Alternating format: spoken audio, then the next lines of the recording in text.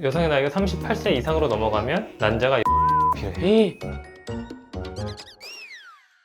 안녕하세요. 산수인계TV의 미니아빠 신이아빠입니다. 지난번에 저희가 난임치료 개요를 한번 올려드렸었는데 네. 사실 난임치료는 결혼도 하고 자녀 계획이 이제 확실하게 생기신 분들, 근데 이제 임신이 안 되는 그런 분들한테 해당하는 치료인 것 같아요. 네. 최근에 이슈도 되긴 했지만 아직 결혼 계획이 명확히 없고 그리고 자녀 계획도 아직은 없지만 언젠가는 이제 아이를 낳고 싶어 하는 분들 도움이 될 만한 치료가 또 있죠. 바로 이제 난자 동결 네. 이제 말씀을 좀 드리려고 하는데, 나이는 젊지만 여러 가지 계산을 해봤을 때 결혼하고 자녀 계획이 생길 때쯤에는 이제 만 35세 이상의 고령 임신이 될 가능성이 높아가지고 걱정하시는 분들이 생각보다 꽤 많아요. 여러 영상에서 말씀드렸지만 여성의 나이가 들수록 난자의 어떤 건강 상태가 이제 문제가 돼서 난임이나 이런 임신 초기 유산에 영향을 줄 수 있기 때문에 그런 것 때문에 고민을 많이 하실 것 같아요. 네, 그럼 고민하시는 분들에게 난자 동결이 좋은 해결책이 될 수 있다. 그런 이제 말씀 좀 드리고 싶고, 근데 막상 또 알기는 다 알고 계시지만 이걸 언제 하는 게 좋을지 약간 난자 동결에 대한 약간 두려움 이런 것들 뭐 있으시니까 오늘은 좀 간략하게 난자 동결에 대해 설명을 좀 드리려고 합니다. 네, 말씀하신 것처럼 요즘 이제 결혼 연령 자체가 올라가다 보니까 첫째 낳는 나이가 올라가잖아요. 네, 이제 최근에 발표된 2023년 출산 통계에서도 또 나왔지만 첫째 낳는 나이뿐만 아니고 모든 출산 연령 자체가 다 올라갔어요. 맞아요. 특히 이제 첫째 같은 경우는 만 33.0세, 2022년보다도 0.1세에서 0.2세 이렇게 나이가 점점 증가하고 있고, 전체 출산 연령 자체가 이제 33.6세입니다. 근데 특히 이 중에서도 그러니까 만 35세 이상의 고령 산모의 비중이 36.3%. 네.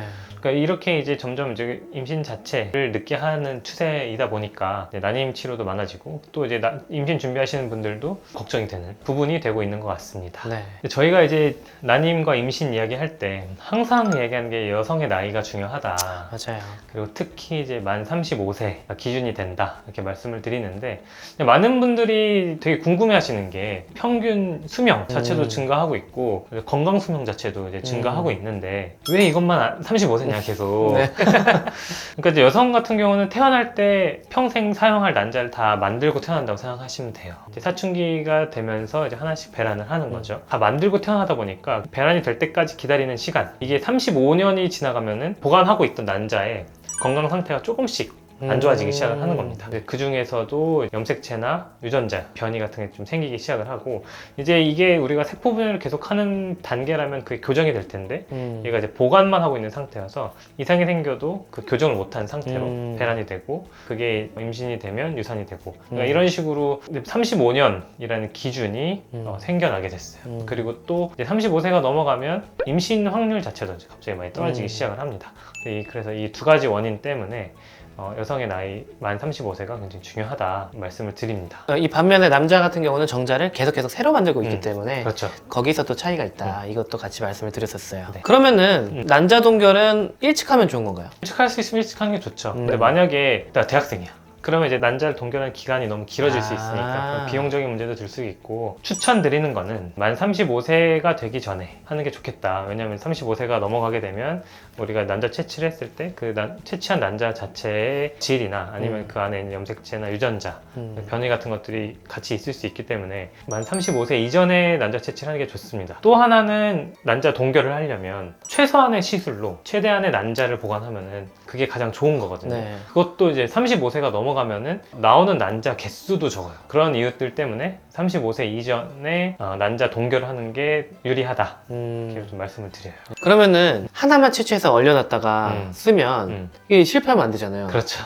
그럼 몇 개를 얼려놔야 돼요? 그러니까 이게 사실은 많으면 많을수록 좋긴 해요. 근데 그렇다고 막 무한정 막 300개 저금해놨는데 약간 이럴 순 없죠. 네. 그러면 이제 너무 많이 채취를 해야 되니까 현실적으로 이제 계산을 해봤을 때 가장 효율적으로 우리가 저장을 해놔야 되는 거니까, 만약에 이제 자녀 계획이 한 명이 있다라고 가정을 했을 때 난자 채취할 때 당시 여성의 나이가 34세까지는 유전적으로 정상인 배아 하나가 나오려면 난자가 8개가 필요합니다.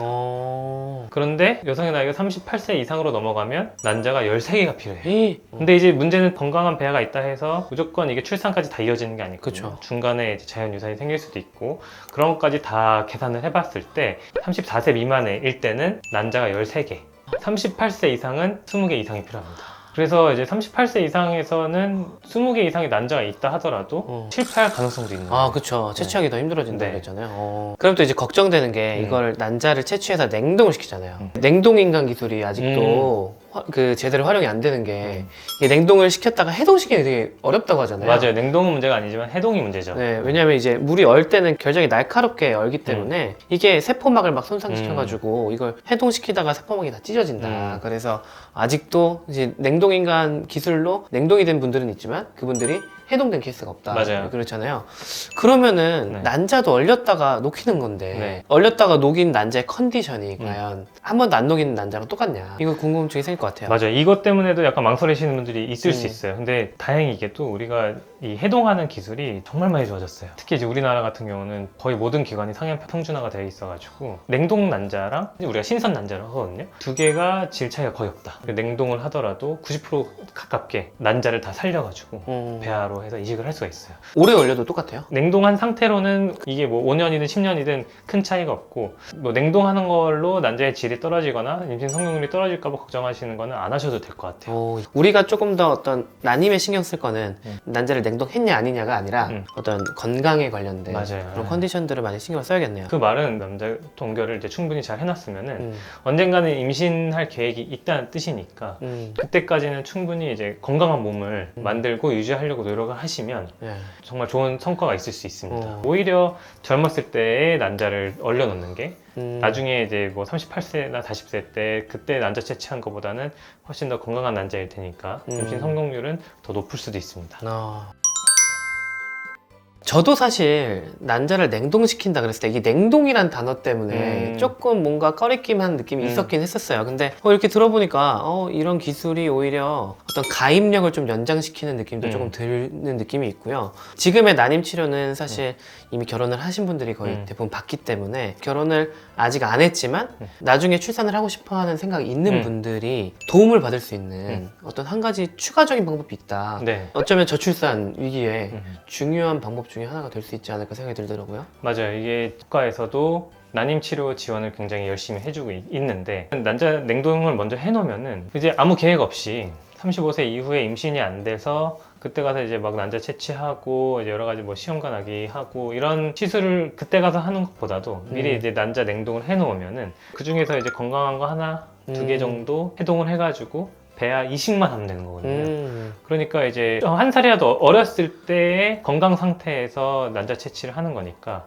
이게 조금 더 이제 덜 힘들 수 있어요. 연예인들이 이런 얘기를 TV에 나와서 하실 때 조금 뭔가 사람들이 나쁘끄러워하는 게 있었거든요. 근데 더 이상 그렇게 생각하지 않으셔도 좋을 것 같습니다. 지금 만약에 이 영상을 보시는데 이제 본인이 35세가 아직 안 됐고 아직 결혼 계획이 없지만 언젠가는 이제 아이를 낳고 싶다. 근데 이제 그때가 35세가 넘어갈 것 같아서 걱정이 된다 하신다면은 충분히 고려해 볼 만한 옵션인 것 같고 근데 본인이 만약에 35세가 넘었다. 35세 넘었으니까 하지 마세요 라기보다는 1개월이라도 어릴 때 빨리 얼려두시는 게 좋을 것 같습니다. 지자체에서도 이제 지원금으로 도움을 받을 수 있다고 하니까 맞아요. 정보들 잘 찾아서 한번 도움을 받는 것도 좋을 것 같고요. 네. 여러 가지 시술 과정 그리고 비용 이런 것들은 기관마다 조금씩 다를 수 있으니까 더 자세한 내용 같은 경우는 가까운 난자 동결 가능한 병원에 방문하셔가지고 거기 선생님과 상의하시는 게 좋을 것 같습니다. 오늘 이렇게 난자 동결에 대해서 이야기를 해봤는데 저도 제가 가지고 있던 어떤 선입견 이런 게 깨지는 영상이었던 것 같아서 되게 유익했던 것 같아요. 네. 이제 이 영상으로 이제 많은 분들이 난자 동결에 조금이라도 긍정적인 생각을 좀 가지시고